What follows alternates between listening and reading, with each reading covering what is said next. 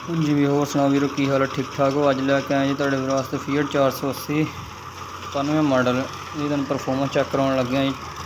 54 cut rotavator दे Nizamuddin and son दा बनिया होया समुंदरी का 54 कट रूटर। इनू अजें चला के तुहानूं चैक करावांगे। फीएट 480 91 मॉडल ट्रैक्टर जी। इंजन गेयर हिस्सा 15 ने। ट्रैक्टर फार सेल भी है। परफॉर्मेंस भी चैक करो ये चैक करो। ये गिला वड है जी। रूटर ला कर चेक करो। ट्रैक्टर की लोकेशन है भी फैसलाबाद की। मालक डिमांड यदि करते हैं जी वो तो नंबर दे देंगे। उन्होंने मालकों से गल कर लैनी। नंबर तुहानूं वीडियो एंड ते दे देंगे। माशाल्लाह रूटर की कतराई चेक करो। ट्रैक्टर नूं पता होगा जी। चेक करो।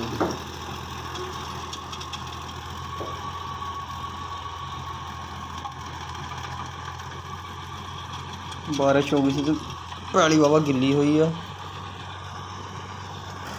गारा ही निकलता। ट्रैक्टर नूं पता भी नहीं गा।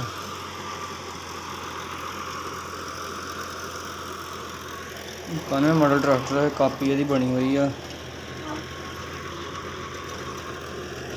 जी। हुक तुहानूं नाल मिलेगी। बंपर लगा, सीट लगी, डब्बे लगे जड़ा वाले दे।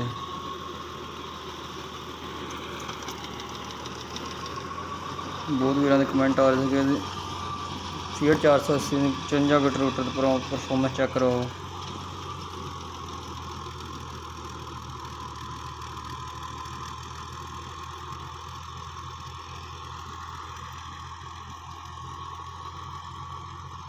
जी होर किसी वीर भरा ने कोई अपनी चीज़ सेल करनी हो, ट्रैक्टर रूटर होर हज़ार कोई सेल करना हो तो व्हाट्सएप नंबर दे देंगे। तुसीं उत्ते अपने वीडियो तो एड्रैस भेज सकते हैं। तुहाडी वीडियो चैनल ते ला देंगे।